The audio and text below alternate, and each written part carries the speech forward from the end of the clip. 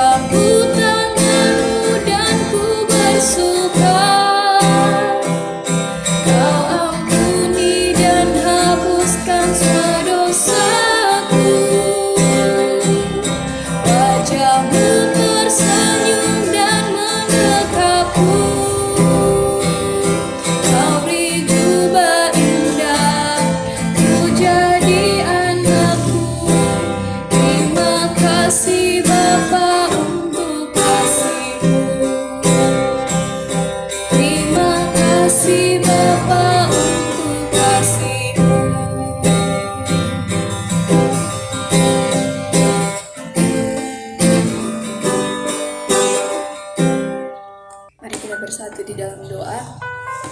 Terpuji Kekal memang ya Bapa, terima kasih Tuhan untuk pagi hari yang indah ini, ketika kami boleh memuji nama-Mu, mengingat akan kasih-Mu yang besar, kasih-Mu yang sempurna dalam hidup kami. Terima kasih Tuhan untuk segala yang telah Engkau nyatakan dalam kehidupan kami. Terima kasih Tuhan, kami boleh mengingat akan kasih terbesar-Mu yang telah Engkau nyatakan di atas kayu salib. Engkau telah mati bagi dosa-dosa kami, sehingga kami yang tidak layak ini dilayakkan ya Tuhan. Engkau yang telah membenarkan kami, bukan karena buatan kami Tuhan, tetapi semata-mata karena anugerah-Mu.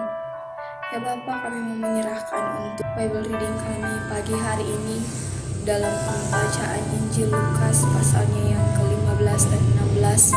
Tuhan tolong kami sehingga kami boleh mengerti akan firman-Mu dan kami boleh mengaplikasikannya di dalam kehidupan kami.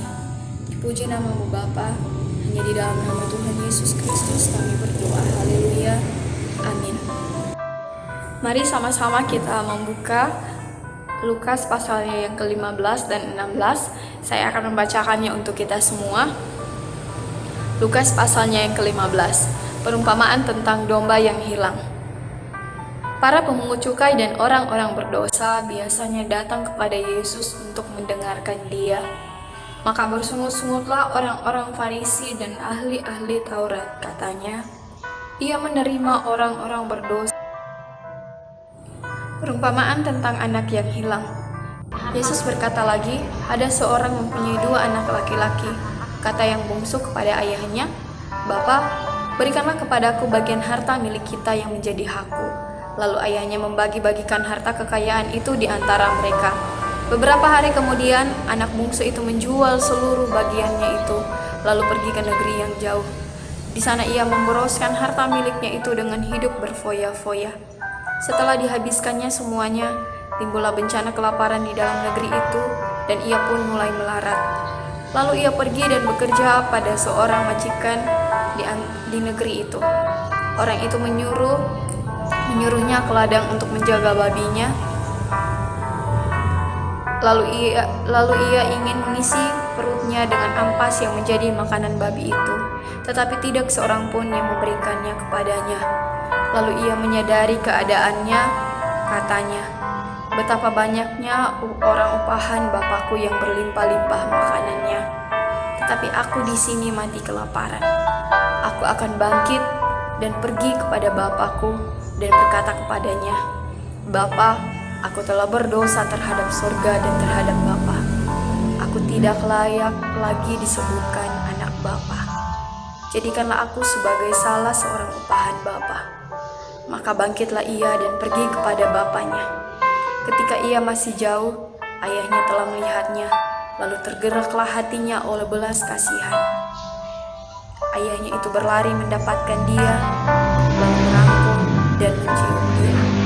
Kata anak itu kepadanya, 'Bapa, aku telah berdosa terhadap surga dan terhadap Bapa.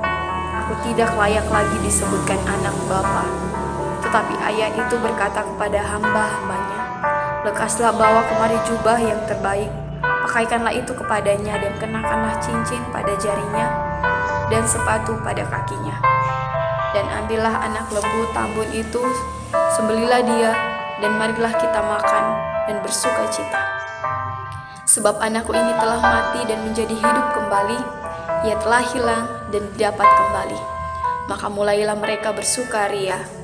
Tetapi anaknya yang sulung berada di ladang, dan ketika ia pulang dan dekat ke rumah, ia mendengar bunyi seruling dan nyanyian tari-tarian. Lalu ia memanggil salah seorang hamba dan bertanya kepadanya, 'Apa arti semuanya itu?' Jawab hamba itu, 'Adikmu telah kembali, dan ayahmu telah menyembelih anak lembu tambun, karena ia mendapatkannya kembali dengan sehat.' Maka marahlah anak sulung itu, dan ia tidak mau masuk. Lalu ayahnya keluar dan berbicara dengan dia. Tetapi ia menjawab ayahnya, katanya, 'Telah bertahun-tahun aku melayani Bapa dan belum pernah aku melanggar perintah Bapa. Tetapi kepadaku belum pernah Bapa memberikan seekor anak kambing untuk bersuka cita dengan sahabat-sahabatku. Tetapi baru saja datang anak Bapa yang telah memboroskan harta kekayaan Bapa bersama-sama dengan pelacur-pelacur, maka Bapa menyembelih anak lembu tambun itu untuk dia.' Kata ayahnya kepadanya, 'Anakku, engkau selalu bersama-sama dengan aku, dan segala kepunyaanku adalah kepunyaanmu. Kita patut bersuka cita dan bergembira karena adikmu telah mati dan menjadi hidup kembali. Ia telah hilang dan didapat kembali.'" Lukas pasalnya yang ke-16.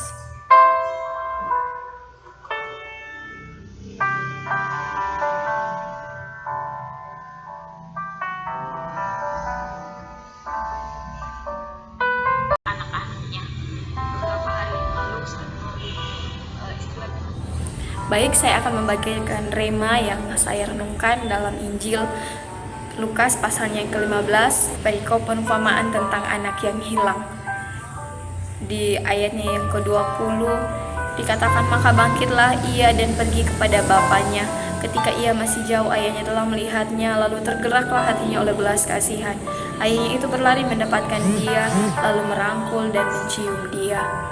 Dan di sini saya merenungkan bagaimana anak yang meninggalkan bapaknya tadi kembali kepada bapaknya karena menyesali segala perbuatannya. Respon dari bapaknya, ayahnya itu berlari mendapatkan dia, lalu merangkul dan mencium dia. Betapa kasih bapak ini begitu besar bagi anaknya yang hilang tadi.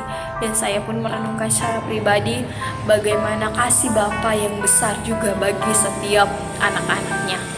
Beberapa hari yang lalu saya mengalami istilahnya kekeringan rohani, bagaimana saya merasa jauh dari Tuhan, saya merasa tidak bergairah lagi dalam merenungkan firman Tuhan. Tetapi saya merasakan bagaimana Tuhan merangkul saya dengan berbagai cara agar saya boleh kembali lagi, boleh menikmati lagi waktu-waktu bersama dengannya. Dan ayat ini pun mengingatkan saya secara pribadi bagaimana kasih Tuhan yang begitu besar.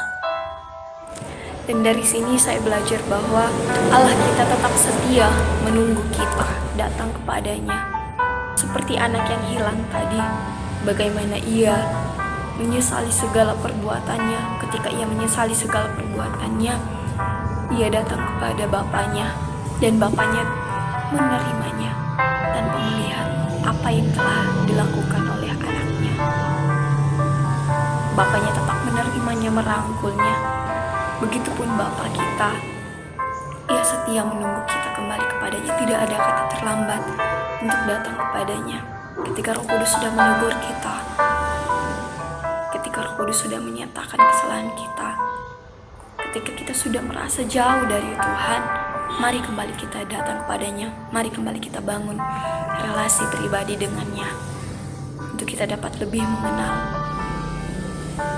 Bapa kita yang penuh kasih. Saya pun belajar bahwa satu jiwa sangat berharga bagi Tuhan. Ini yang dapat saya bagikan. Tuhan Yesus kiranya memberkati kita semua. Mari kita bersatu di dalam doa. Terpuji kekal nama-Mu Bapa. Terima kasih Tuhan untuk pagi hari ini. Terima kasih kami boleh membaca Injil Lukas pasal yang ke-15 dan 16 pada hari ini Tuhan. Kiranya Bapa, kami boleh semakin hari semakin mencintai akan firman-Mu. Kami boleh semakin rindu untuk mengenal Engkau. Dan ketika kami sudah merasa jauh dari Engkau Tuhan, tuntunlah kami. Dan kami mau Bapa untuk datang kembali kepada-Mu, menyesali segala dosa-dosa kami. Dan kami percaya Engkau setia menunggu kami untuk kami kembali kepada-Mu Tuhan. Dengan pertolongan Roh Kudus-Mu Bapa, kami percaya kami akan dimampukan untuk menjadi pelaku firman-Mu. Terima kasih Bapa telah mengingatkan kami hari ini betapa besarnya kasih-Mu dalam kehidupan kami. Betapa Engkau sangat merindukan kami kembali kepada-Mu. Biarlah kami Tuhan terus membuka hati kami, merendahkan hati kami untuk datang kepada-Mu. Terima kasih Bapa, ini doa kami, diungkapkan syukur kami yang kami naikkan hanya di dalam nama Tuhan Yesus Kristus, Tuhan dan Juru Selamat kami berdoa. Haleluya. Demikianlah Bible reading kita pada hari ini. Tuhan Yesus memberkati. Shalom. Tiada